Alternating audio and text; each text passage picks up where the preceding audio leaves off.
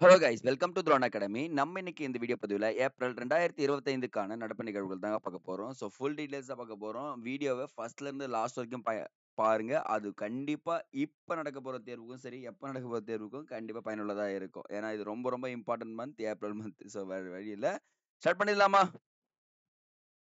So பாருங்க, first நியூஸ்லேருந்து அழகாக பார்த்துக்கலாம். கலைஞரின் கைவினை அறிஞர் திட்டம் அப்படின்னு கொடுத்துருக்காங்க. இந்த கலைஞர் கைவினை அறிஞர் திட்டம் வந்து பார்த்தீங்கன்னா, நம்ம சென்ட்ரல் கவர்மெண்ட்லேருந்து வருவோம். பிரதமர் என்ன பண்ணாருன்னா, அந்த கைவினை அறிஞர்களுக்காக விஸ்வகர்ம யோஜனா அப்படின்ற ஒரு திட்டத்தை அறிவிச்சார். அதுக்கு ஏஜ் கிரைட்டீரியா எல்லாமே வச்சு ஒரு ஸ்டேட் கொடுத்துருக்காங்க. அப்ப பாருங்க 17/11/2023 அறிவிச்சது தான் விஸ்வகர்மா திட்டம். அதற்கு மாறாக தான் என்னன்னா, ஏப்ரல் எப்படி சொன்னா, ஏப்ரல் 18ஆம் தேதி நோட் பண்ணுங்க. கலைஞர் கைவினை அறிஞர் திட்டமானது குன்றத்தூரில் தொடங்கப்பட்டது. கொஸ்டின் கேட்பாங்கப்பா. கலைஞரின் கைவினை அறிஞர் திட்டம் எந்த இடத்தில் தொடங்கப்பட்டதுன்னா, குன்றத்தூரில் தொடங்கப்பட்டது. திட்டத்தில் 25% வரை மானியம் கொடுக்குறேன்னு சொல்லியிருக்காங்க. அப்ப 3,50,000 வந்து பாத்தீங்கன்னா என்னது மானியமா வழங்க போறாங்க அப்படின்னு இருக்காங்க. அப்போ கிட்டத்தட்ட திட்டம் அறிவிக்கப்பட்ட நாள் வந்து பாத்தீங்கன்னா 11/12/2024. சோ இவங்க கைவினை அறிஞர்களை தொழில் முனைவோர் ஆக்குவது தான் இதனுடைய இலக்கா இருக்குங்க. என்னங்க? தொழில் முனைவர் ஆக்கணும். வேற ஆப்ஷன் கிடையாது அப்படின்னு சொல்றது சொல்லியிருக்காங்கப்பா. அப்ப பாருங்க திட்டத்தின் நோக்கம் தொழில் முனைவர் ஆக்குதல் அப்படின்றாங்க. 25 தொழில்கள் பட்டியலிடப்பட்டிருக்கு. அந்த விஸ்வகர்மா திட்டத்துல வந்து பாத்தீங்கன்னா, 18 தொழில்கள் தான் வந்து பாத்தீங்கன்னா, பட்டியலிடப்பட்டிருக்கும். பட் ஆனா இந்த இடத்துல 25 தொழில்கள் பட்டியலிடப்பட்டிருக்கு. 5 வருடம் அனுபவம் பெற்றவர்களாக இருக்கணும் அப்படின்னு சொல்லியிருக்காங்க. ஸோ அப்போ கலைஞரின் கைவினை திட்டம் பாத்தீங்கன்னா, கைவினை அறிஞர்கள் திட்டம் குன்றத்தூரில் ஆரம்பிக்கப்பட்டது. 25% மானியம்.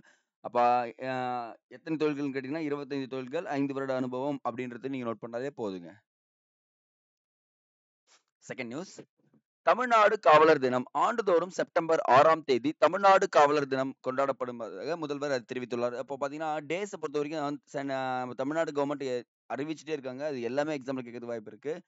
இத்தினமானது செப்டம்பர் 6 1859ஆம் ஆண்டு மெட்ராஸ் மாவட்ட காவல் சட்டம் நிறைவேற்றப்பட்டதன் நினைவாக தமிழ்நாடு காவலர் தினம் கொண்டாடப்பட உள்ளது. அப்ப செப்டம்பர் 6ஆம் தேதி எல்லா காவலருக்கும் ஒரு சல்யூட் போட்டுடலாங்க. Okay, next. ராணுவ செலவுன்னு குடுத்துருக்காங்க. ஸோ ராணுவங்கள்ல வந்து பார்த்தீங்கன்னா, செலவிடும் நாடுகள் பட்டியலில் இந்தியா 5வது இடத்துல இருக்காங்கப்பா. ஸோ நம்ம இப்ப சிந்தூர் நடவடிக்கைன்னு சொல்லிட்டு ஒண்ணு பார்த்திருப்போம். ஸோ என்னன்னா, முதலிடம் பிடித்த நாடு ஞாபகம் வச்சுக்கங்க அமெரிக்கா. 2வது இடம் சீனா. 3வது இடம் ரஷ்யா. 4வது இடம் ஜெர்மனி. இப்போ எத்தனாவது இடத்துல இருக்காங்க? இப்போ 5வது இடத்துல வந்திருக்காங்க அப்படின்றது குறிப்பிட்டிருக்காங்கப்பா. நெக்ஸ்ட். தமிழ்நாடு கிராம வங்கி அப்படின்னு குடுத்திருக்காங்க. தமிழ்நாட்டில் செயல்பட்டு வந்த கிராம வங்கிகளான ஆர்ஆர்பி, பல்லவன் வங்கி நோட் பண்ணுங்க. பாண்டியன் கிராம வங்கிகள் 2019ஆம் ஆண்டு கிராம வங்கியாக மாற்றப்பட்டது. தமிழ்நாடு கிராம வங்கியாக. இப்ப பல்லவன் பேங்க்கையும், பாண்டியன் பேங்க்கையும் மெர்ஜ் பண்ணி என்ன பண்ணாங்க 2019ஆம் ஆண்டு தமிழ்நாடு கிராம வங்கி என பெயர் மாற்றம் செஞ்சாங்க. அப்ப இம்பார்ட்டன்ட் நியூஸ் ஒண்ணு பாருங்க காய்ஸ்.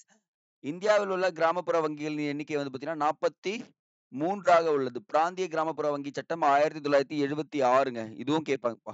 அப்போ கிராமப்புற வங்கி நிறுவ பரிந்துரை செய்த குழு வந்து பார்த்தீங்கன்னா, நரசிம்ம குழு. இது ரெகுலரா நீங்க தெரிஞ்சுக்க வேண்டியது. நரசிம்ம குழு. நபார்டு அமைப்பு நிறுவ பரிந்துரை செய்த குழு சிவராமன் குழு அப்படி சொல்லுவாங்க. நபார்டு நம்ம இருக்குங்களா? 1981ஆம் சட்டத்தின்படி 1982ஆம் ஆண்டு நபார்டு வங்கி உருவாக்கப்பட்டது அப்படின்னு சொல்லிட்டு நம்ம படிச்சிருப்போம். ஸோ அப்போ இந்த டேட்டாஸ் எல்லாமே நோட் பண்ணி வச்சுக்கோங்கப்பா. ஸோ பத்திரப்பதிவு. இன்று முதல் ஏப்ரல் 1ஆம் தேதி மகளிர் பெயரில் பத்திரப்பதிவு செய்வோருக்கு கட்டணம் 1% குறைப்பு அமலுக்கு வந்தது. 1% ஓகேங்க. நல்ல விஷயம் தாங்க. 2025, 2026ஆம் ஆண்டுக்கான பட்ஜெட்டில் அ மகளிர் பெயரில் வீடு, மனை உள்ளிட்ட அனைத்து வகையான அசையும் சொத்துக்கள் வாங்குறாங்க பார்த்தீங்களா? ச அலுவலகத்தில் பதிவு செய்யும்போது பதிவு கட்டணம் 1% குறைக்கப்படும் என தமிழக அரசு அறிவித்துள்ளது. இப்போ கேட்பாங்க, எந்த பட்ஜெட்டில் அறிவிக்கப்பட்டுள்ளது அப்படின்னு சொல்லி கேட்டீங்கன்னா, 2025, 2026 இது நீங்க சொன்னதுலே போதுங்க. நெக்ஸ்ட். நிமிர்ந்த நில்லுன்னு சொல்லிட்டு ஒரு திட்டத்த அறிவிச்சிருக்காங்க. அது என்ன சார்? கல்லூரி முடித்து வரும் மாணவர்களுக்கு புத்தாக்கம் மற்றும் தொழில் முனைவு பயிற்சி வழங்குவதற்காக நிமிர்ந்து நெல் என்ற திட்டம் தொடங்கப்பட உள்ளதாக தமிழக சட்டப்பேரவையில் தெரிவிக்கப்பட்டிருக்கு. ஸோ நீங்க பார்த்தீங்கன்னா, சென்ட்ரல் கவர்மெண்ட்ல பிரதான் மந்திரி குஷால் விகாஸ் யோஜனா அப்படின்னு இருக்குங்க. Skill development program. என்ன புரோகிராம்? ஸ்கில் டெவலப்மென்ட் புரோகிராம்னு சொல்லிட்டு சொல்லுவாங்கப்பா. ஸோ அதே மாரி நம்ம என்ன பண்றோம்னு பார்த்தீங்கன்னா, ஸோ தொ காலேஜ் முடிச்சுட்டு வந்துடுறாங்க. அடுத்தது அவங்களுடைய கட்டம் என்னன்னு பார்க்குறப்போ, கொஞ்சம் என்ன நிலைமைன்னே தெரியாம போகுது. ஸோ அப்ப நான் ஸ்கில் டெவலப்மென்ட் புரோகிராம்ன்றத ஸ்டார்ட் பண்றேன். அது தொழில் முனைவோர்களுக்காகன்னு சொல்லிட்டு சொல்றாங்க. இத்திட்டத்தின் கீழ் 6,00,000 மாணவர்களுக்கு ஃபர்ஸ்ட் பயிற்சி அளிக்கப்படுகிறது. ஸோ அந்த நம்பர் முக்கியங்க. ஸோ மத்திய பிரதேசம் ரொம்ப ரொம்ப இம்பார்ட்டன்ட்ங்க. மத்திய பிரதேசத்தில் அம்பேத்கர் வனவிலங்கு சரணாலயம் தொடங்கப்பட உள்ளது அப்படின்னு இருக்காங்க. ஸோ அப்போ ரீசென்ட்டா கேட்கறதுக்கு வாய்ப்பு இருக்கா பாருங்க. அம்பேத்கர் வனவிலங்கு சரணாலயம் எங்க இருக்குன்னா, மத்தியில இருக்கு அப்படின்றீங்க. ஏன்னா அம்பேத்கர் வந்து பார்த்தீங்கன்னா, மத்தியஸ்தர் எல்லாருக்கும் பொதுவானவர் அப்படின்றத ஞாபகம் வச்சுக்கன்னா, அப்ப இந்தியாவில் வனவிலங்கு சரணாலயம் அதிகமாக உள்ள இடம் வந்து பார்த்தீங்கன்னா, மத்திய பிரதேசம் தான். கிட்டத்தட்ட 25 இருக்காங்க.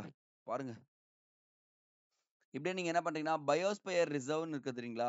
கிட்டத்தட்ட 18 பயோஸ்பியர் ரிசர்வ் இருக்கு. அந்த 18 பயோஸ்பியர் ரிசர்வும் படிச்சு வச்சுக்கங்க. ஏன்னா எக்ஸாம்ல கேட்கறதுக்கு நெறையவே சான்சஸ் இருக்குங்க. இதெல்லாம் ஜியோகிராஃபில கவர் ஆகுங்க. நெக்ஸ்ட்டுங்க. மாநில பல்கலைக்கழக வேந்தர். அப்ப பார்த்தீங்களா, ஆ மாநில அரசு நடத்தும் பல்கலைக்கழகங்களில் வேந்தராக யார் இருப்பார்ன்னா, முதல்வர் இருப்பார்ன்னு சொல்லிட்டு இப்ப சட்டமே இயற்றாங்க. சமீபத்தில் உச்சநீதிமன்றம் தனது சிறப்பு அதிகாரம் விதியான 142ன் கீழ் மாநில பல்கலைக்கழகங்களின் வேந்தராக மாநில முதல்வர்கள் செயல்படுவார்கள் என தெரிவித்துள்ளது. அப்ப விதி 200 மசோதாக்கு ஒப்புதல் பிரிவு. ஆளுநர் என்ன பண்ணலாம்? மசோதாக்களுக்கு ஒப்புதல் வழங்கலாம், வழங்காமல் குடியரசுத் தலைவருக்கும் அனுப்பலாம். இது வந்து டைரக்ட் கொஸ்டினா கேட்டிருக்காங்கப்பா. விதி 200. ஆளுநர் மசோதாக்களுக்கு ஒப்புதல் வழங்கலாம், வழங்காமலும் குடியரசுத் தலைவருக்கு அனுப்பலாம் அப்படின்றது விதி பார்த்தீங்கன்னா 200. ஓகே. அடுத்து பாருங்க 201. பரிசீலனைக்காக சட்டம் முன் வடிவை ஒதுக்கி வைத்தல் அப்படின்னு சொல்லியிருக்காங்க. ஆளுநரால் குடியரசுத் தலைவரின் பரிசீலனைக்கு அனுப்பப்பட்ட ஒரு மசோதாவிற்கு குடியரசுத் தலைவர் ஒப்புதல் அளிக்கலாம் அல்லது நிறுத்தி வைக்கலாம் அப்படின்றது சொல்லியிருக்காங்கப்பா. ஆனா விதி 142ல என்ன சொல்லியிருக்காங்கன்னா, மசோதாக்களுக்கு உச்சநீதிமன்றம் ஒப்புதல் அப்படின்னு சொல்லி குடுத்துருக்காங்க. ஸோ ஆக்சுவலா வந்து பார்த்தீங்கன்னா, ஆ உண்மதான் இது. இந்திய அரசியலமைப்பு சட்டத்தில் 142வது பிரிவு உச்சநீதிமன்றத்துக்கு சிறப்பு அதிகாரத்தை வழங்குகிறது அப்படின்றது சொல்லியிருக்காங்க. விதியை பயன்படுத்தி உச்சநீதிமன்றம் ஆளுநர் ஒப்புதல் அளிக்காத மசோதாக்களுக்கு ஒப்புதல் அளிக்கலாம் அப்படின்னு இருக்காங்கப்பா. அப்போ 142 ஆர்டிகிள் கேட்கறதுக்கு நெறைய சான்சஸ் இருக்கா பாருங்க. பாருங்க 200, 201, 142 ஞாபகம் வச்சுக்கணும். ஸோ அடுத்தது நூலகம்ங்க. திருச்சியில் கட்டப்பட்டு வரும் நூலகத்திற்கு காமராஜர் பெயர் இடப்பட்டுள்ளது அப்படின்னு சொல்றாங்க. ஸோ திருச்சியில எந்த நூலகம் பெயர் வைக்கிறாங்க? காமராஜர். கோயம்புத்தூர் கட்டப்பட்டு வரும் நூலகத்திற்கு பெரியார் பெயர். ஏங்க இது 2 கண்டிப்பா தெரிஞ்சுக்கணுங்க. கலைஞர் நூற்றாண்டு வந்து பார்த்தீங்கன்னா, மதுரை. ஆனா இங்க நல்லா ஞாபகம் வச்சுக்கங்க. திருச்சினா காமராஜர், கோயம்புத்தூர்னா பெரியார். இதெல்லாம் கொஸ்டின் கேட்கறதுக்கு எக்கச்சக்கமான சான்சஸ் இருக்குங்க. ஸோ உலக அளவில் வாகனம் ஓட்டுவதற்கு ஆபத்தான நாடுகள் பட்டியலில் தென்னாப்பிரிக்கா முதலிடத்துல இருக்குங்க. அப்பா! தென்னாப்பிரிக்கா சேஃப்டியா இருக்கிறதுல நார்வேங்க.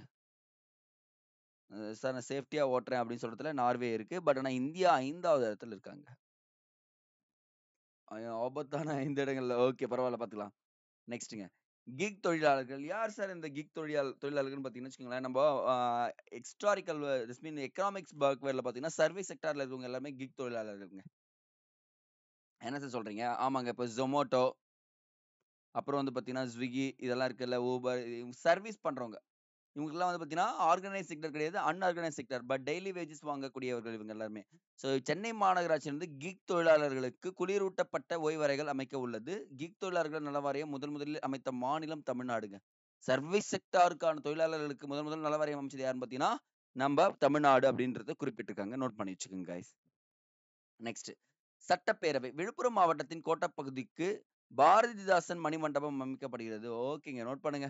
விழுப்புரம் மாவட்டத்தின் கோட்டப்பகுதியில் என்ன அமைக்கப்படுது? பாரதிதாசனுக்கு மணிமண்டபம். அப்போ குமரி கோமேதகம் என்று அழைக்கப்படும் பொன்ன ஆ பொன்னப்பருக்கு நாகர்கோவிலில் சிலை அமைக்கப்படும். அப்பா இதெல்லாம் நோட் பண்ணுங்க. கொஸ்டின் கேட்டுருவாங்க. விழுப்புரம் மாவட்டத்துல பாரதிதாசன். ஓகேங்களா? பொன்னப்பர் நாகர்கோவில்.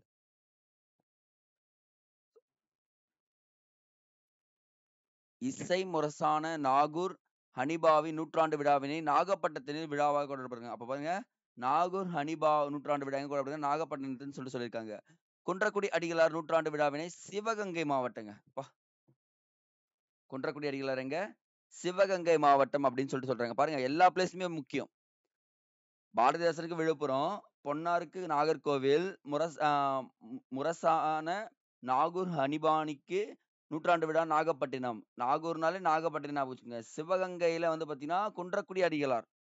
நகர்ப்புற ஊராட்சிகளில் மாற்றுத்திறனாளிகள் நியமன முறையை தேர்ந்தெடுக்க சட்ட திருத்தம் கொண்டு வரப்பட்டுள்ளது அப்படின்னு சொல்றாங்க. இப்ப சட்டப்பேரவையில இவங்க பேசுனது எல்லாமே என்ன பண்ணியிருக்கோம், நம்ம கட் பண்ணி உங்களுக்கு குடுத்துருக்கோம். ஸோ இதெல்லாம் பேசியிருக்காங்க. மேபி எப்படி கேட்பாங்கன்னா, குன்றக்குடி அடிகள் நூற்றாண்டு விழா எந்த மாவட்டத்தில் ஆரம்பிக்கப்பட உள்ளது அப்படின்னு சொல்லிட்டு கேட்டீங்கன்னா என்ன சொல்லலாம்? சிவகங்கை மாவட்டம் அப்படின்னு சொல்லிட்டு சொன்னாலே போதுங்க. ஸோ ரொம்ப ரொம்ப இம்பார்ட்டன்ட். புவிசார் குறியீடு ஜிஐ டேக் பத்தி நம்ம நிறையவே பேசியிருக்கோம். பட் ஆனா இது மேட்ச் த ஃபாலோயிங்ல கேட்கறதுக்கு வாய்ப்பு நிறையவே இருக்குங்க. ஸோ நோட் பண்ணலாமா? விளாச்சேரியின் களிமண் பொம்மைக்கு புவிசார் குறியீடு கொடுக்கப்பட்டிருக்கு. மதுரை மறிக்கொழுந்திற்கு கொடுக்கப்பட்டிருக்கு. கும்பகோணம் வெற்றிலை. இங்க பாருங்க எந்தெந்த பிளேஸ்ன்றத விட யார் எந்தெந்த தெரிஞ்சுங்க. மறிக்கொழுந்து எந்த இடத்துல ஃபேமஸ்ன்னு கேட்பாங்க. மதுரைன்னு சொல்லிட்டு சொல்லணும். கன்னியாகுமரியில உள்ள தோவாளை மாணிக்க மாலைக்கு என்ன பண்ணிருக்காங்க பார்த்தீங்கன்னா, குடுத்துருக்காங்க. பன்ருட்டி பலா, செட்டிக்குளம் சின்ன வெங்காயம். செட்டிக்குளத்துல சின்ன வெங்காயம் இருக்கும். செட்டியில சின்ன வெங்காயம் தான் போடுவாங்க. ஓகே போட்டுருங்க. பன்ருட்டி போனா பலா சாப்பிடலாம். அதே பன்ருட்டில போயிட்டு கொஞ்ச தூரம் போனா முந்திரி, திராட்சை போட்டு பாயாசம் சாப்பிடலாம். சார் எலுமிச்சம் எப்படி இருக்கும்? புளிப்பா இருக்கும். அப்ப புளியாங்கொடி, எலுமிச்சம். விருதுநகர். சார் விருதுநகர் வறுத்தெடுத்த சம்பா வத்தல் அப்படின்னு ஞாபகம் வச்சுங்க. விருதுநகர் சம்பா வத்தல் கிடைக்கும். ராமநாதபுரத்துல சித்திரை கார் அரிசி. இந்த அரிசி நல்லா இருக்குமாங்க. ஆக்சுவலா நான் ஒன் டைம் ட்ரை பண்ணேன். ரியலி நல்லா இருக்கு. அப்புறம் நாதுனி பகல் அரிசி மேற்கு வங்கம். ஸோ இத வந்து பார்த்தீங்கன்னு வச்சுக்கோங்களேன், அதர் ஸ்டேட்ல இருக்கிறது குடுத்துருக்கேன். அதர் ஸ்டேட்ல இருக்கிறது எல்லாமே குடுத்துருக்கேன். நாதுனி அரிசி மேற்கு வங்கம், கொய்யா வந்து பார்த்தீங்கன்னா பர்கூர், லட்டு வந்து பார்த்தீங்கன்னா பிஸ்னப்பூர், வெள்ளை போண்டா வந்து வெள்ளையிலே ஒரு போண்டா இருக்காங்க. காமர் குர் அப்படின்னு சொல்லக்கூடியது. ஸோ அப்ப பாருங்க, இப்ப ரீசென்ட்டா வந்து பார்த்தீங்கன்னா, மேகாலய மாநிலத்தில் உள்ள ரியாண்டியா பட்டு மற்றும் காசி கைத்தறிக்கு புவிசார் குறியீடு வழங்கப்பட்டுள்ளது. அப்ப புவிசார் குறியீட்டில் முதலிடம் உள்ளது 79 பொருட்களுடன் உத்தரப்பிரதேசமும், தமிழ்நாடு 69 பொருட்களுடன் 2வது இடத்திலும் இருக்கிறது. அப்போ இந்தியாவின் பொருட்கள் புவிசார் குறியீடு சட்டம் 1991ஆம் ஆண்டு கொண்டு வரப்பட்டு 2003 செப்டம்பர் 15ஆம் நடைமுறைக்கு வந்தது. ரொம்ப ரொம்ப இம்பார்ட்டன்ட் பாருங்க. செப்டம்பர் 15ஆம் தேதி. சரி இது மட்டும் போதும். அப்போ உலகின் முதலாக டார்ஜிலிங் தேயிலைக்கு தான் என்ன பண்றாங்க? புவிசார் குறியீடு வழங்கப்பட்டிருக்கு அப்படின்னு சொல்லிட்டு நீங்க மென்ஷன் பண்ணாலே போதுங்க. நெக்ஸ்ட்ங்க. நீதி வழங்கல். சார் நீதி வந்து எல்லாருக்கும் கிடைக்குதா? கிடைக்குது சார். நீதி வழங்கல் அறிக்கையின்படி இந்தியாவில் நீதி வழங்குவதில் சிறந்த மாநிலமாக கர்நாடகா உள்ளதுங்க. தண்ணி குடுக்குறாங்கல்ல கன்ஃபார்ம்ங்க. ஓகே. செகண்ட் ஒன் பாருங்க ஆந்திரா. 3வது தெலுங்கானா. 4வது கேரளா. தமிழ்நாடுங்க. 5வது பாருங்க. அப்படியே பாருங்களேன். வாகனம் ஓட்ட ஆபத்தான நாடுகள் பட்டியலில் இந்தியா 5வது. தமிழ்நாடு 5வது இதுல. நீதி வழங்கத்துல. கடைசி இடம் மேற்கு வங்கம். அப்ப மேற்கு வங்கத்துல நீதியே இல்லையா அப்போ? அப்படின்றது வந்து நம்ம கடைசி இடம் மட்டும் கொஞ்சம் தெரிஞ்சுக்கணும். ஃபர்ஸ்ட் இடம் கேரளான்னு நினைச்சுக்கூடாதுங்க. கர்நாடகா இந்த டைம்ல. இத நீங்க மென்ஷன் பண்ணி தமிழ்நாடு எத்தனாவது பிளேஸ்ன்னு தெரிஞ்சுக்கினாலே போதுங்க. நெக்ஸ்ட்ங்க. துடிப்பான கிராமங்கள் திட்டம் அப்படின்ற ஒரு திட்டத்தை அறிவிச்சிருக்காங்க. அருணாச்சல பிரதேசத்தின் கிபுத்துவில் துடிப்பான கிராமங்கள் திட்டம் தொடங்கப்பட்டுள்ளது. எல்லை கிராமங்களில் வாழும் மக்களின் வாழ்க்கை தரத்தை மேம்படுத்துவதற்காக துடிப்பான கிராமங்கள் திட்டம் தொடங்கப்பட்டுள்ளது. என்ன பண்ணுவாங்கன்னா, உட்கட்டமைப்பு வசதிகளை மேம்படுத்துவாங்க. உட்கட்டமைப்பு வசதிகள், அவங்களுக்கு வேலை வாய்ப்புகள்ல கொஞ்சம் கவனம் செலுத்துவாங்க. மானியம் கொடுப்பாங்க. ஸோ மக்கள எல்லாத்துலயுமே பார்ட்டிசிபேட் பண்ண வைப்பாங்கப்பா. நீங்க பங்கெடுங்க அப்படின்னு சொல்லிட்டு சொல்லுவாங்க. இதுதான் துடிப்பான கிராமங்கள் திட்டம். ஸோ எந்த எந்த இடத்துல தொடங்க போறாங்க? அருணாச்சல பிரதேசத்தில் தொடங்க போறாங்கன்றத நோட் பண்ணா போதுங்க. நெக்ஸ்ட்ங்க. திருநங்கைகளுக்கான விருது 2025 பாருங்க.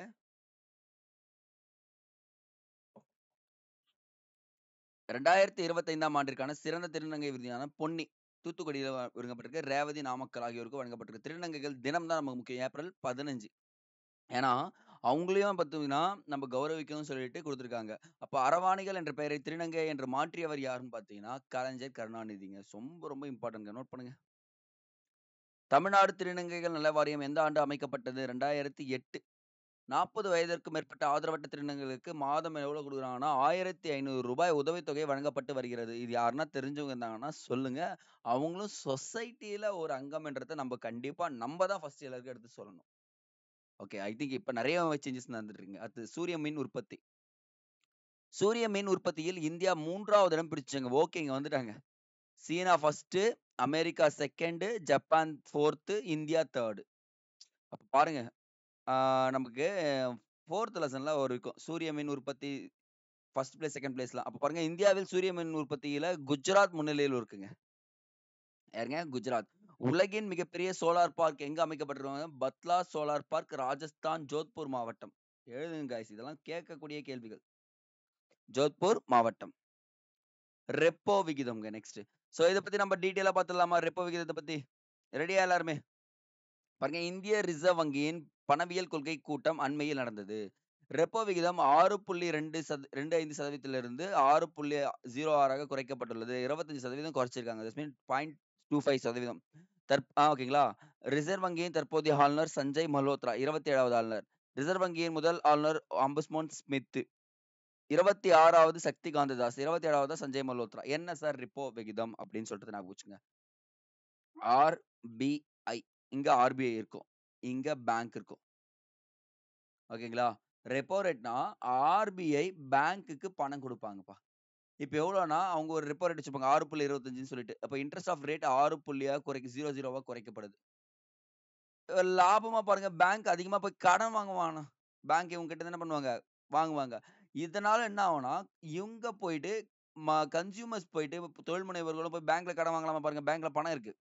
இவன் என்ன பண்ணுவான்? ரேட் ஆஃப் இன்ட்ரெஸ்ட் இன்கிரீஸ் பண்ணுவானா, இவன் 6% வாங்கி 14% வரைக்கும் குடுப்பாங்க bank. Rate of interest. So, நமக்கு என்ன பண்ணுவோம்? ரேட் ஆஃப் இன்ட்ரெஸ்ட் கொஞ்சம் நமக்கு 15, 16 போனா தான் அதிகம்னு நெனைப்போம். அப்போ 14% நம்ம போய் வாங்கி சேல் பண்ணுவோம். அப்ப பணம் அதிகமா புழங்குமா பாருங்க. ரெப்போ விகிதம் எப்பல்லாம் குறைக்கப்படுதோ, அப்பல்லாம் என்னது பணம் இதாகுங்க. அப்ப ரிவர்ஸ் ரெப்போ ரேட்னா பேங்க் போய் ஆர்பிஐ குடுக்கும்.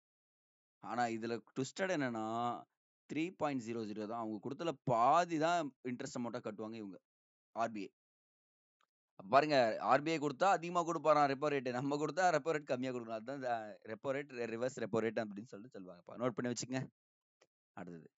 கயல் திட்டம். மீன் உணவுப் பொருட்களை நியாயமான விலையில் வாங்குவதற்கு கயல் திட்டம் தொடங்கப்பட்டுள்ளது அப்படின்றாங்கப்பா. சோ கயல் படம் ஞாபகம் இருக்குன்னு நினைக்கிறேன். வேணாம் வேணாம்.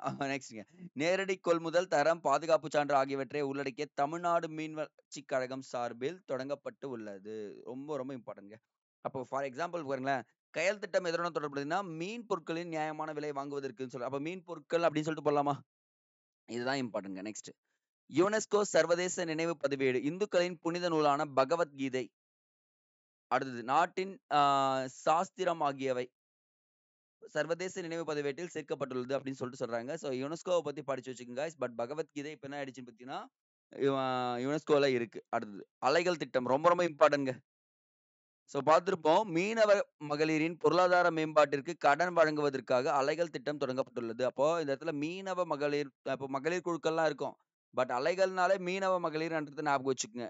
திட்டம் தொடங்கப்பட்டது. தமிழக சட்டப்பேரவையில் அறிவிக்கப்பட்டுள்ளது. அப்போ வெண்நிதி திட்டம் பார்த்தீங்கன்னா, பால் உற்பத்தியாளருக்கு கடன் வழங்குது. ஒவ்வொன்னுத்துக்கும் நம்ம தெரிஞ்சுக்கணும். அலைகள்னா மகளிர், ஆ மீனவ மகளிருக்கு. அதே வந்து பார்த்தீங்கன்னா, வெண்நிதி திட்டம் வந்து பால் உற்பத்தியாளர்களுக்கு. இப்ப பால் உற்பத்தி பண்றவங்க எல்லாருமே வெண்நிதி திட்டத்தின் மூலமா பயன்பெறலாங்க. இங்க சர்டன் ஆஃப் அமௌண்ட் தருவாங்க. அதுவும் நீங்க மானியமா வச்சு யூஸ் பண்ணலாங்க. நெக்ஸ்ட்டுங்க. பாரு கழுகுகள் அப்படின்னு சொல்லிட்டு குடுத்துருக்காங்க. தமிழ்நாடு, கேரளா, கர்நாடகா ஆகிய 3 மாநிலங்களில் பாரு கழுகுகள் எண்ணிக்கை 390 உள்ளது. அப்ப தமிழ்நாட்டில் 157 பாரு கழுகுகள் உள்ளதுன்னு சொல்றாங்க. தமிழ்நாட்டில் பாரு கழுகுகள் இனப்பெருக்கத்துக்கு முக்கியமான இடம் முதுமலை புலிகள் காப்பகம் அப்படின்றத முடிக்கிறோம். சோ நீங்க தெரிஞ்சுக்க வேண்டியது, பாரு கழுகுகளின் எண்ணிக்கை அதிகமாக உள்ள மாநிலம் பார்த்தீங்கன்னா, தமிழ்நாடு தான். ஓகேங்களா? அப்போ 2ண்டு கேரளா, கர்நாடகா அப்படின்னு சொல்லிட்டு வராங்கப்பா. சோ அப்போ இந்த இடத்துல நம்ம great Indian பஸ்டார்ட்ன்னு சொல்லுவாங்கப்பா. Great Indian bustard கழுகுகள் இதுவும். இந்த கிரேட் இண்டியன் பஸ்டார்ட் வந்து பார்த்தீங்கன்னா, ராஜஸ்தான் மாநிலத்தில கம்மியா தாங்க இருக்கும். ஒரு 250 தான் இருக்கும். ரொம்ப அழிந்து படக்கூடிய ஒரு கழுகு இனம் அப்படின்னு சொல்லிட்டு சொல்லலாம். பறவை இனம்னு சொல்லிட்டு. ஸோ இது வந்து பார்த்தீங்கன்னா, இந்தியா பேர் இருக்குன்றதாலே இந்தியாவுக்கும், பாகிஸ்தானுக்கும், ராஜஸ்தானுக்கும் கம்மி தூரமா இங்கேருந்து இங்க பறந்து போவும். அவனுங்க என்ன பண்ணுவானுங்க, இந்தியா பேர் இருக்குன்றதால அந்த பறவைய கொன்னுடுவானுங்க. இப்ப ஐ திங்க் 120 130 தாங்க இருக்கு. அழியும் தருவாயில இருக்கக்கூடிய ஒரு இனம் கிரேட் இண்டியன் பஸ்டார்ட். ராஜஸ்தானுடைய பறவைன்னு சொல்லிட்டு சொல்லுவாங்கப்பா அது. ஸ்டேட் அனிமல்ன்னு சொல்லிட்டு சரி பறவைன்னே சொல்லுவாங்க. நெக்ஸ்ட்மா HIV தடுப்பூசி. விழுப்புரம் மாவட்டத்தில் தொடங்கப்பட்டுள்ள சரிங்க ஹெச்பிவி சொல்லிட்டேன். ஹெச்பிவி தடுப்பூசி திட்டமானது விரிவுபடுத்தப்பட்டுள்ளது. ஹெச்பிவி தடுப்பூசியானது மனிதனின் பாப்பிலோமா வைரஸ்க்கு எதிராக செயல்படுத்தப்படுகிறது. நோட் பண்ணுங்க. இந்த தடுப்பூசியால் பிறப்புறுப்பு மருக்கள் மற்றும் பெரும்பாலான கருப்பை வாய் புற்றுநோய்களிலிருந்து பாதுகாக்கலாம் அப்படின்னு சொல்றாங்க. 9 முதல் 14 வயதுடைய சிறுமிகளுக்கு 2 டோஸ்கள் வழங்கப்படுகின்றன அப்படின்னு சொல்லிட்டு குடுத்துருக்காங்கப்பா. 2 டோஸ் குடுப்பாங்களாங்கப்பா. ஸோ அடுத்தது ரொம்ப ரொம்ப இம்பார்ட்டன்ட். அரங்கநாதன் விருதுன்னு ஒண்ணு குடுத்துருக்கும்பா. இலக்கியத்தில் புகழ்பெற்றவர்களுக்கு வழங்கப்படும் விருதான அரங்கநாதன் விருது தமிழவன் திருநாவுக்கரசருக்கு வழங்கப்பட்டுள்ளது. ஸோ நோட் பண்ணுங்க guys. இது கொஸ்டின்ங்க இது. அரங்கநாதன் விருது யார் யாருக்கு கொடுக்கப்படுதுன்னா, தமிழவன் திருநாவுக்கரசு அப்படின்னு நோட் பண்ணிக்கணும். விருதானது 2018ஆம் ஆண்டு முதல் வழங்கப்பட்டு வருகிறது. காவல்துறையில் அக்னி வீரர்களுக்கு 20% இடஒதுக்கீடினை ஹரியானா மாநிலம் அறிவித்துள்ளது. சரி நீங்க இத மட்டும் நோட் பண்ணுங்களேன். இவ்விருது 2018 முதல் அறிவிக்கப்பட்டுள்ளது. இது ஒரு பார்ட்டா எடுத்துப்போம். பிடிஎஃப்ல நல்லா பார்த்துக்கலாம். காவல்துறையில் அக்னி வீரர்களுக்கு 20% இடஒதுக்கீட்டை வழங்கிய மாநிலம் பார்த்தீங்கன்னா, ஹரியானா. ஸோ ஹரியானான்றது ரொம்ப ரொம்ப இம்பார்ட்டன்ட்ங்க. ஸோ வேலை வாய்ப்புல ரொம்ப பின்தங்கி இருக்கிறது ஹரியானா தான். இன்ஃப்ளேஷன்லயே ஹரியானா தாங்க ஃபர்ஸ்ட்ல இருக்கு. பணவீக்கத்தில் முதலிடம் உள்ள மாநிலம் சொல்லிக்கிட்டீங்கன்னா, ஹரியானா தான் வருவாங்க. நெக்ஸ்ட்ங்க. 7 பேரூராட்சி அப்படின்னு குடுத்துருக்காங்க. ஸோ தமிழ்நாடு மாநில அரசானது 7 பேரூராட்சி அமைப்புகளை நகராட்சியாக தரம் உயர்த்தி உள்ளது. அப்போ 7 வந்து என்ன பண்ணிருக்காங்க, நகராட்சியா மாத்திருக்காங்க. போலூர், செங்கம், கன்னியாகுமரி, சங்ககிரி, கோத்தகிரி, அவினாசி மற்றும் பெருந்துறை ஆகிய பேரூராட்சிகள் அதிகாரப்பூர்வமாக நகராட்சியாக மாற்றப்பட்டுள்ளது. ஒண்ணு இல்ல, நம்ம உள்ளாட்சி அமைப்புகள் படிச்சிருப்போம். மக்கள் தொகை அதிகமாச்சுன்னா என்ன பண்ணுவாங்க, பேரூராட்சியா மாத்துவாங்க. அதுக்கு மேல அதிகமாச்சுன்னா நகராட்சி, அதுக்கு மேல அதிகமாச்சுன்னா மாநகராட்சி, அதுக்கு மேல அதிகமாச்சுன்னா அவ்வளவுதான், போயிட்டே இருக்கும் மாவட்டம்ட்டு. அப்ப 1998ஆம் ஆண்டு தமிழ்நாடு நகர்ப்புற உள்ளாட்சி அமைப்புகள் சட்டத்தின் கீழ் இந்த நகராட்சிகள் அறிவிக்கப்பட்டிருக்கு. கடந்த 4 ஆண்டுகளில் மாநில அரசானது 10 புதிய மாநகராட்சிகள் 10ங்க 31 நகராட்சிகளை உருவாக்கியிருக்கு 4 வருஷத்துல. டிஎம்கே கவர்மெண்ட் வந்து. அப்போ 149 பஞ்சாயத்துகள், 4 நகராட்சிகள், 5 பேரூராட்சிகள் ஆகியவை மொத்தம் 16 மாநகராட்சிகளுடன் இணைக்கப்பட்டது அப்படின்னு சொல்லிட்டு சொல்லியிருக்காங்க. ஸோ இந்த இணைப்பு தரத்தில் உயர்த்துதல் செயல்முறையானது முடிவடைந்த நிலையில் சென்னை மாநகராட்சி உட்பட கிட்டத்தட்ட 25 மாநகராட்சி இருக்குங்க. 25 சரிங்களா? 146 நகராட்சிகள் இருக்கு. 491 பேரூராட்சிகள் இருக்குன்னு சொல்லிட்டு சொல்றாங்க. இந்த டேட்டாவை நீங்க கண்டிப்பா தெரிஞ்சுக்கணுங்க. எக்ஸாம் போறீங்களோ இல்லையோ, ஏன்னா நீங்க கவர்மெண்ட் சர்வ் பண்றப்போ இதெல்லாம் இந்த டேட்டா எல்லாமே உங்களுக்கு வரும். மாநகராட்சிகள் எவ்வளவு, நகராட்சிகள் எவ்வளவு, அப்புறம் பேரூராட்சிகள் எவ்வளவுன்றது. நெக்ஸ்ட் பல்நோக்கு மருத்துவக் கல்லூரி அப்படின்னு சொல்லிட்டு கொடுத்துருக்காங்கப்பா. அரசு மருத்துவக் கல்லூரி என்று அதிகாரப்பூர்வமாக அழைக்கப்படுகின்ற ஊட்டியின் முதல் பல்நோக்கு மருத்துவக் கல்லூரியை நீலகிரியில் திறக்கப்பட்டுள்ளது. அப்ப பாருங்க, முதல் பல்நோக்கு கல்லூரியானது எங்க தொடங்கப்படுறாங்கன்னா, மலைப்பகுதிகள்ல நீலகிரிங்க. இந்த நகரில் அமைக்கப்பட்டுள்ள 40 ஏக்கர் மருத்துவமனையில் 21 துறைகள், முதல் வகையான நோயாளிகள் நல சேவை வசதிகளும் இருக்கும் அப்படின்னு சொல்றாங்க. எல்லா வசதியுமே இருக்குங்க அங்க. பழங்குடியின சமூகங்களுக்காக என மருத்துவக் கல்லூரி முதல் முறையாக 50 படுக்கை கொண்ட சிறப்பு பிரிவு திறக்கப்பட்டுள்ளது. பழங்குடியின மக்களுக்கு மட்டும் மையப்படுத்தி என்ன பண்ணிருக்காங்க, குடுத்திருக்காங்க. ஸோ சிம்லாவிற்கு பிறகு மலைப்பகுதியில் திறக்கப்பட்ட இந்தியாவின் 2வது மருத்துவ பிரிவு இதுவாகும். அப்போ சிம்லால தாங்க ஃபர்ஸ்ட் மலைப்பகுதியில ஒரு மருத்துவமனை அமைச்சிருக்காங்க. அப்புறம் வந்து பார்த்தீங்கன்னா, நீலகிரியில அமைச்சிருக்காங்க. ஸோ இது ஒரு நல்ல ஒரு விஷயமா பாருங்க. டிஎம்கே கவர்மெண்ட் பண்ணதுல இது ஒரு நல்ல விஷயங்க. நெக்ஸ்ட்ங்க. தமிழ்நாடு விண்வெளி தொழில் கொள்கை அப்படின்னு சொல்றாங்க. ஸோ இம்பார்ட்டன்ட் இப்படியே படிச்சுட்டு வாங்க, கவனிங்க. தமிழ்நாடு மாநில அரசானது 2025ஆம் ஆண்டு தமிழ்நாடு விண்வெளித்துறை தொழில் கொள்கையை ஒப்புதல் அளித்துள்ளது. அப்போ விண்வெளி தொழில்நுட்பத்தில் கிட்டத்தட்ட 10,000 கோடி ரூபாய் முதலீடை ஈர்த்துள்ளது. இத்துறையில் குறைந்தது 10,000 வேலைவாய்ப்புகள் உருவாக்கப்படுறாங்க. 10,000 கோடி, 10,000 வேலைவாய்ப்பு அப்படின்னு சொல்லிட்டு ஞாபகம் வச்சுக்கங்க. அமெரிக்காவின் புளோரிடாவின் புகழ்பெற்ற விண்வெளி பயன்பாடு சார் கடற்கரை என்ற கருத்துவின் மூலம் ஈர்க்கப்பட்டு தமிழ்நாடு அரசானது மதுரை, தூத்துக்குடி, திருநெல்வேலி, விருதுநகர் ஆகிய 4 மாவட்டங்களில் விண்வெளி பயன்பாட்டு மையத்தினை நிறுவ உள்ளது. அப்போ இந்த விண்வெளிய பார்த்தீங்கன்னா நிறுவறதால நிறைய வேலைவாய்ப்புகள் பயன்படும் அப்படின்றது சொல்லியிருக்காங்க. சுமார் 25 கோடி ரூபாய் அல்லது அதற்கு குறைவான வருடாந்திர வருவாய் கொண்ட புத்தொழில் நிறுவனங்கள் மற்றும் நிறுவனங்கள் இத்தகைய விண்வெளிசார் தொழிற்சாலைக்கு சூழல் அமைப்பில் பங்கேற்க தகுதியுடையவர்கள். நீங்க இன்வெஸ்ட் பண்ணலாங்க. யாருனா இருந்தீங்கன்னா போய் இன்வெஸ்ட் பண்ணுங்க. கண்டிப்பா இன் கேஸ் ஆஃப் ஃபியூச்சர்ல உங்களுக்கு அது ரொம்ப பயன்படும் அப்படின்றதையும் சொல்லியிருக்காங்கப்பா. So once again guys.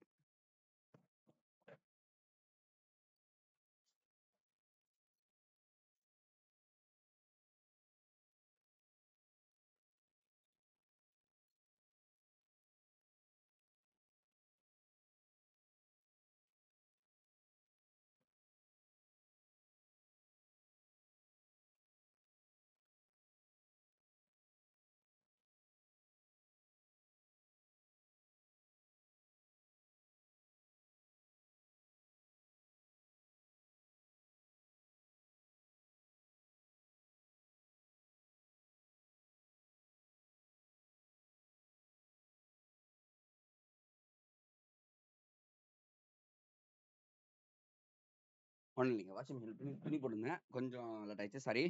தேயிலை ஏற்றுமதிங்க. நெக்ஸ்ட் 2024ஆம் ஆண்டு இந்தியா இருக்காங்கல்ல, 254 மில்லியன் கிலோ தேயிலை ஏற்றுமதி செய்துள்ளதுடன் உலகின் 2வது பெரிய தேயிலை ஏற்றுமதியாகவும் உள்ளது. ஆல்ரெடி கென்யான்னு ஒரு நாடு இருக்கு தெரியுங்களா? கென்யா நாடு தான் தேயிலை ஏற்றுமதியில ஃபர்ஸ்ட் இருக்கு. உற்பத்தி வேற, ஏற்றுமதி வேற. சரிங்களா?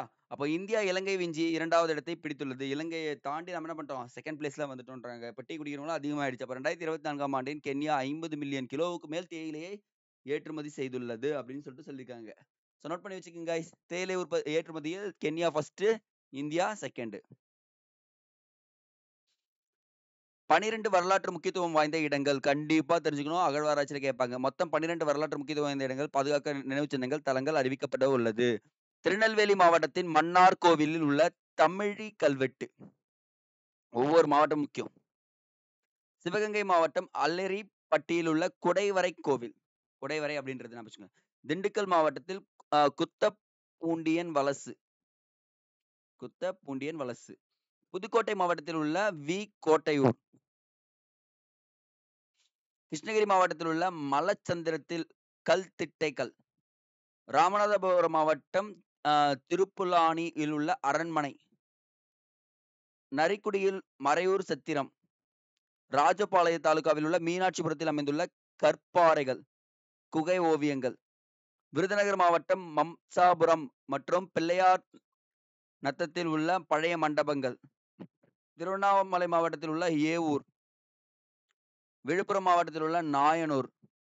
மதுரையில் அமைந்துள்ள உலக தமிழ்ச்சங்க வளாகத்தில் கல்வெட்டுகளுக்கான அருங்காட்சியகம் அமைக்கப்படும். பாருங்க guys, இது எல்லாமே மொத்தம் வரலாற்று சிறப்பு முக்கியத்துவம் வாய்ந்த ஊர்கள் சொல்லியிருக்காங்க. இதை பாதுகாக்க வேண்டியது கடமை. இப்போ பிளேசஸ் கொடுத்துட்டு கேட்பாங்கப்பா, இதை நோட் பண்ணி வச்சுக்கோங்க.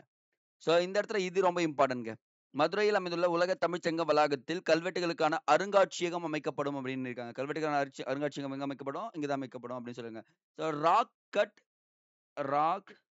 கட் இந்த அப்படின்னு சொல்றதுன்னா, கற்களுக்கான அருங்காட்சியகம் முதலில் நாட்டில் எங்கு தொடங்கப்பட்டதுன்னு சொல்லிட்டு கேட்பாங்கப்பா. தெலுங்கானான்னு ஒரு இடத்துலங்க. தெலுங்கானா தான் கற்களுக்கான அருங்காட்சியகம். எல்லா கல்லையும் எடுத்து போயிட்டு என்ன பண்ணுவாங்க, ஒவ்வொரு டிசைன் சொல்லிட்டு காமிப்பாங்கப்பா. நெக்ஸ்ட் ஸோ கைஸ், நம்ம என்ன பண்ணலாம் பார்த்தீங்கன்னா ஜிகே பாயிண்ட்ஸ் வந்துடலாம். ஸோ இது எல்லாமே நோட் பண்ணி வச்சுக்கணும். விருதுநகர் வெம்பங்கோட்டை அகழ்வாய்வில் செம்பிலான் ஆன கோலும் தங்கத்திலான மணியும் கண்டெடுக்கப்பட்டுள்ளது. அப்போ வெம்பங்கோட்டைன்றது விருதுநகர் நோட் பண்ணி வச்சுங்க. ரெண்டாவது, தமிழ்நாடு அரசின் நிலையான கழிவு மேலாண்மைக்காக தூய்மை மிஷன் என்ற தலைப்பில் மாநில அளவிலான இயக்கத்தை அறிவித்துள்ளது. தூய்மை மிஷனும் ரொம்ப ரொம்ப இம்பார்ட்டன்ட். அடுத்தது, ராணுவ தளபதிகள் மாநாடு 2025 ஆனது புதுடெல்லியில் நடைபெற்றது அப்படின்னு சொல்லி கொடுத்துருக்காங்க. ஸோ நியூ டெல்லி இம்பார்ட்டன்ட்ங்க. துருவ பகுதியை ஆராய ஸ்பேஸ் எக்ஸ் நிறுவனம் ஃப்ரேம் 2 என்ற திட்டத்தை அறிவித்துள்ளது. நோட் பண்ணுங்க, ஃப்ரேம் 2 அப்படின்றது.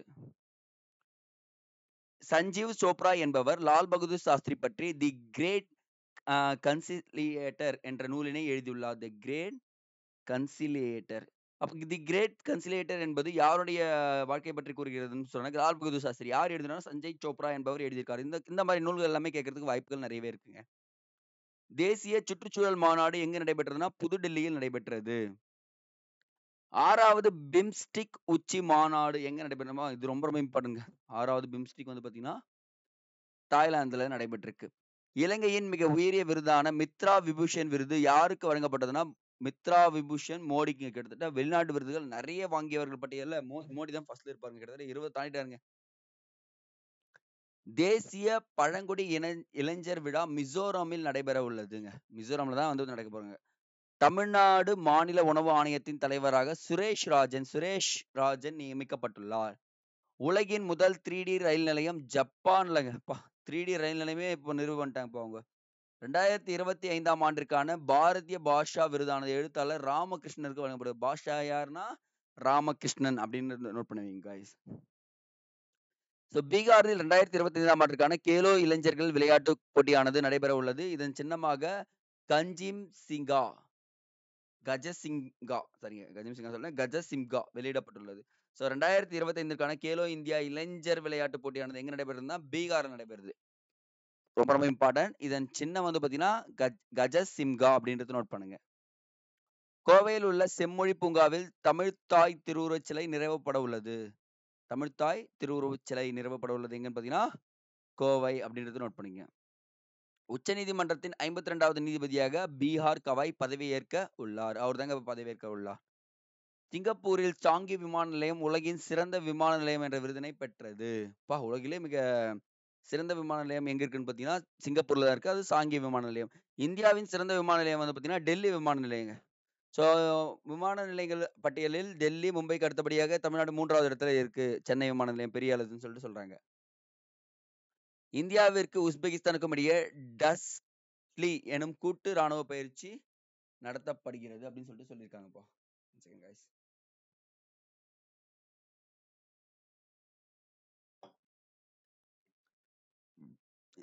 ஓகே. புதுக்கோட்டை மாவட்டம் பொன்னமராவதி மயிலிடைப்பட்டியில் கண்டுபிடிக்கப்பட்ட கல்வெட்டில் ஊரணி குளம் அமைந்திருந்ததற்கான செய்தி கொடுக்கப்பட்டுள்ளது. ஸோ பாருங்க, பொன்னமராவதி. பொன்னமராவதின்றது எந்த பிளேஸ் இருக்குன்னா புதுக்கோட்டை மாவட்டம். பொற்பனைக்கோட்டைன்னு ஒண்ணு பார்த்தோம் பார்த்தீங்களா? அதுவும் புதுக்கோட்டை மாவட்டம் தாங்க. முன்னாள் முதல்வர் கலைஞர் கருணாநிதி பெயரில் ஒரு புதிய பல்கலைக்கழகம் கும்பகோணத்தில் தொடங்க போறாங்கப்பா. எங்க தொடங்க போறோம்னு கேட்பாங்க. கும்பகோணம். தட்டம்மை மற்றும் ரூபெல்லா நோயை 2026ஆம் ஆண்டுக்குள் ஒழிக்க இலக்கு நிர்ணயிக்கப்பட்டுள்ளது. ஸோ அப்போ நம்ம நிறைய நோய்கள் ஒழிப்பு பத்தி பேசியிருக்கோம். அப்ப 2026ல தட்டம்மை மற்றும் ரூபெல்லான்றத நோட் பண்ணிக்கங்க. ஸோ தினமணி வந்துடலாங்க. ஸோ தினமணியில சொன்னது எல்லா பாயிண்ட்ஸுமே பொறுமையா பார்த்துட்டு வாங்க. யூஸ்ஃபுல்லா இருக்கும். ஐநா சபையால் 2007ஆம் ஆண்டு உலக ஆட்டிசம் விழிப்புணர்வு நாள் ஏற்படுத்தப்பட்டு ஒவ்வொரு ஆண்டும் ஏப்ரல் 2ஆம் தேதி கடைபிடிக்கப்படுகிறதுங்க. ஸோ வந்து பார்த்தீங்கன்னா, இது குயிஸா போட்டது எல்லாமே. மனித பாபிலோனா வைரஸ் எந்த வகையான புற்றுநோய்க்கு காரணமாக அமைகிறதுனா, கருப்பை மற்றும் வாய் புற்றுநோய்க்கு. கருப்பை வாய் புற்றுநோய் தடுப்பு சட்டத்தின் கீழ் எந்த வயது முதல் எந்த வயது வரை பெண் குழந்தைகளுக்கு HIV தடுப்பூசி இலவசமாக வழங்கப்படுகிறது? HVIன்னு சொல்லிட்டு நான் வச்சுங்க. HIVன்னு போட்டேன். HVI 9 முதல் 14 வயது. ரேபிஸ் மற்றும் பாம்பு கடி பாதிக்கப்பட்டவர்களுக்கு உடனடியாக சிகிச்சை பெற உதவி எண் ரொம்ப ரொம்ப முக்கியம். 15,400. ஸோ இது எப்படி ஞாபகம் வச்சுக்கணும்னா, இந்தியா மொத்தம் 7 அண்டை நாடுகளுடன் பகிர்ந்துள்ளது. மொத்த பரப்பளவுல 15,200ன்னு ஞாபகம் வச்சுங்க. ஆனா, நமக்கு ரேபிஸ் அல்லது பாம்பு கடி வந்துச்சுன்னா, உடனடியா சிகிச்சை பெறணும்னா 15,400 அப்படின்றத நோட் பண்ணிக்கணும். குளிர்கால சிறப்பு ஒலிம்பிக் போட்டிகள் எங்கு நடைபெற உள்ளதுன்னா, இத்தாலியில் நடைபெற உள்ளது. 2025ஆம் ஆண்டு உலக மகிழ்ச்சி தரவரிசை பட்டியலில் இந்தியா 118வது இடத்துல இருக்காங்கப்பா. அரசியலமைப்பில் எந்த சட்டப்பிரிவு வசிப்பிட உரிமையை வழங்குகிறது? சட்டப்பிரிவு 21. இந்த சட்டப்பிரிவை வச்சு தான் என்ன பண்ணுவாங்கன்னா, உச்சநீதிமன்றம் அடிக்கடி விவாதம் நடத்துவாங்க. திருச்சியில் அமைய உள்ள நூலகத்திற்கு யாருடைய பெயர் சூட்டுவதற்கு முதலமைச்சர் ஸ்டாலின் அறிவிச்சார்னா, காமராஜர் பெயர். கும்பகோணம் வெற்றிலைக்கு புவிசார் குறியீடு கொடுக்கப்பட்டுள்ளது. இது எந்த மாவட்டத்தில் அமைந்திருக்குன்னா, தஞ்சாவூர் மாவட்டங்க. ஆமாங்க, தஞ்சாவூர் மாவட்டம் தான் புவிசார் குறியீடு அதிகமா இருக்கு. மதுரை தோவாளை மாணிக்க மாலைக்கு புவிசார் குறியீடு கொடுக்கப்பட்டுள்ளது. எந்த மாவட்டத்தில்னா, கன்னியாகுமரியிலங்க. மதுரை தோவாளைன்றது வந்து பார்த்தீங்கன்னா, கன்னியாகுமரியில தாங்க இருக்கு. ஆக்சுவலா இது வந்து பார்த்தீங்கன்னா, இது மட்டும் கொஞ்சம் செக் பண்ணிக்கலாம். இது அப்படியே வெயிட் பண்ணுங்க. தமிழ்நாட்டில் 1 செகண்ட் செக் பண்ணிட்டே வந்துடலாம்.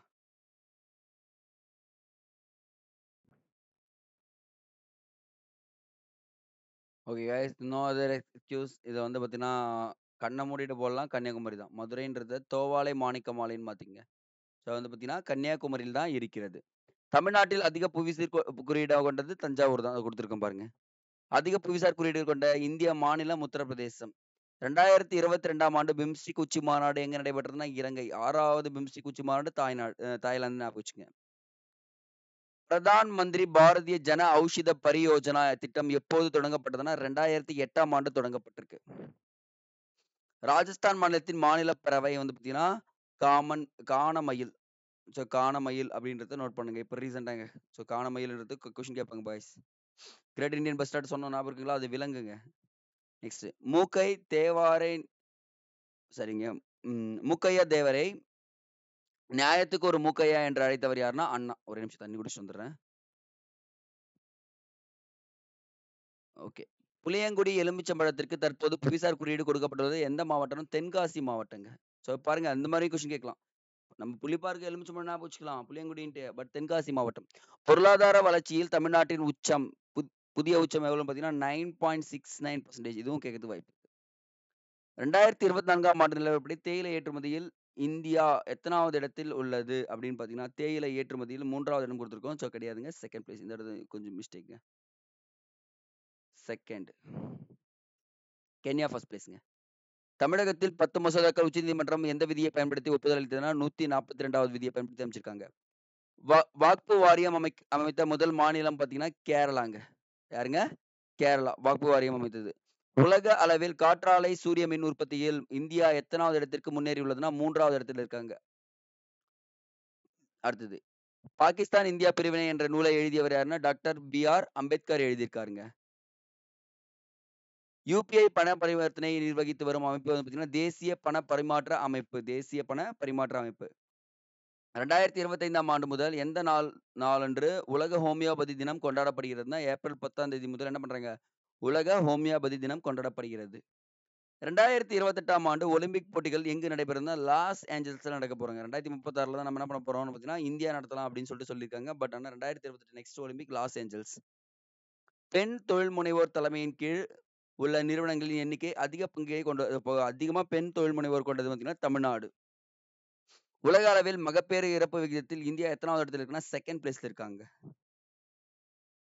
நெக்ஸ்ட், ஈரநிலங்களில் முறையான பயன்பாட்டிற்கு ராம்சார் விருது யாருக்கு வழங்கப்படுதுன்னா ஜெயஸ்ரீ வெங்கடேஷ் அவருக்கு தான் கொடுத்துருப்பாங்க. பிரதான் மந்திரி பாரதி ஜன ஔஷதி திட்டம் எப்போது தொடங்கப்பட்டதுன்னா 2008ஆம் ஆண்டு தொடங்கப்பட்டது. உலகின் மகிழ்ச்சியான குறியீட்டில் பட்டியலில் முதலிடத்தில் உள்ள நாடு பின்லாந்துங்க. இந்தியா வந்து 118வது இடத்துல இருக்கோங்க. அனைத்து கிராம அண்ணா மறுமலர்ச்சி திட்டம் வந்து எந்த ஆண்டு தொடங்கப்பட்டதுன்னா 2006ஆம் ஆண்டு தொடங்கப்பட்டிருக்கு. மத்திய அளவிலான இதர பிற்படுத்தப்பட்டோர் குறித்த இறுதி பட்டியலை வெளியிடுவதற்கான அதிகாரம் யார்கிட்ட இருக்குன்னா குடியரசுத் தலைவர்கிட்ட மட்டும்தாங்க இருக்கு. திருக்குறள் உலகின் எத்தனை மொழிகளில் இதுவரை மொழிபெயர்க்கப்பட்டிருக்குன்னா 58 மொழிகள் என்ன பண்ணிருக்காங்க பார்த்தீங்கன்னா மொழிபெயர்த்திருக்காங்க. தமிழ்நாடு அரசானது எந்த திட்டத்தின் கீழ் உயிர் பல்லுயிர் பெருக்க தளங்களை அமைத்துள்ளதுன்னா உயிரியல் பன்முகைத்தன்மை சட்டம் 2002. 2025ஆம் ஆண்டு வரை தனியார் பல்கலைக்கழகங்கள் கொண்டிராத ஒரே மாநிலம் தனியார் பல்கலைக்கழகமே இல்லாத ஒரே மாநிலம் யாருன்னா கேரளாங்க. அப்புறம் எஸ்சி பிரிவினருக்கு உள்ஒதுக்கீடு வழங்கிய இந்திய மாநிலம் எதுனா தெலுங்கானாங்க. மலைகளின் இளவரசி என்று அழைக்கப்படும் மலை கொடைக்கானல். புதுமை பெண் திட்டம் எந்த ஆண்டு எந்த மாதத்தில் அறிவிக்கப்பட்டது? 2022 மார்ச் மாதம். தமிழ் புதல்வன் திட்டம் எந்த ஆண்டு அறிவிக்கப்பட்டது? 2024. நான் முதல்வன் திட்டம் எந்த ஆண்டு அறிவிக்கப்பட்டது? 2022. இந்த 2022ஆம் ஆண்டு நிறைய திட்டம் வந்திருக்குங்க. கொஞ்சம் அதுக்கு கோ பண்ணி வச்சுக்கோங்க. இந்தியாவில் நீளமான ரயில் சுரங்கப்பாதை எந்த மாநிலத்தில் அமைக்கப்படுதுன்னா இதுதாங்க ரொம்ப ரொம்ப இம்பார்ட்டன்ட். உத்தரகாண்ட். உலகில் எந்த மாநிலத்தில் ரயிலில் ஏடிஎம் வச்சிருக்காங்க? ஏடிஎம் வச்சதே பெரிய விஷயம். ஆனா ரயிலே வச்சது பாத்தீங்கன்னா மகாராஷ்டிரா. மகா பிரபுவா இருப்பாருங்க. ஏன்னா மகாராஷ்டிரா சைட்ல என்ன நடக்குன்றது நமக்கு தெரியும். நெக்ஸ்ட், தமிழ்நாடு விண்வெளி தொழில் கொள்கை எந்த ஆண்டு அறிவிக்கப்பட்டதுன்னா நம்ம இப்ப ரீசெண்டா பார்த்திருக்கோம். 10,000 கோடி 10,000 வேலை வாய்ப்பு அப்படின்னு சொல்லியிருக்காங்க. இப்போ ஒரு ஆள் 1 கோடி தருவாங்கலாம் கேட்க கூடாதுங்க. 2025. கலைஞரின் கைவினை திட்டத்தில் எத்தனை வயது வகையான தொழில்களுக்கு கூறப்பட்டிருக்கு? 35 வயசுக்கு மேல இருக்கலாம். அடுத்து வந்து பாத்தீங்கன்னா 25 வகையான தொழில்களுக்கு கொடுக்கப்பட்டிருக்காங்க.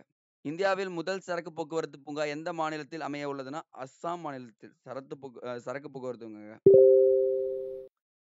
யுனெஸ்கோ பதிவேடு எந்த ஆண்டு தொடங்கப்பட்டது? 93ங்க. 1993. ஸோ உலகில் யுனெஸ்கோ பதிவேட்டில் மொத்தம் எத்தனை தொகுப்புகள் தற்போது உள்ளதுன்னா 570 தொகுப்புகள் இருக்காங்க. இந்தியாவில் பெண்ணின் திருமண வயது 21ஆக உயர்த்தப்பட்ட ஆண்டு. இப்போ பெண்ணின் திருமண வயது 18 கிடையாதுங்க. 21. 2021ஆம் ஆண்டை உயர்த்திட்டாங்க. அது நிறைய பேருக்கு தெரியல. தயவு செஞ்சு சொல்லுங்க. குழந்தை திருமணம் தடுப்பதில் முதலிடத்தில் உள்ள மாநிலம் அசாம். பரவாயில்ல. புரியுது. அடுத்து வந்துருங்க.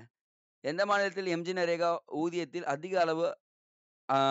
அதிக பறிப்பு பதிவு செய்யப்பட்டுள்ளது? ஸோ எம்ஜி நரேகா அதிக பதிவு செய்யப்பட்டதுன்னு போடலாங்க. ஹரியானாங்க. சமீபத்தில் தரவுகள் படி அதிக துணைக்கோள்கள் கொண்டுள்ள கிரகம் எதுன்னு பார்த்தீங்கன்னா சனி கிரகம் தாங்க சொல்றாங்க. பிரபலமான தோவாளை மாணிக்க மாலை எந்த பகுதியில் செய்யப்படுகிறதுனா கன்னியாகுமரி.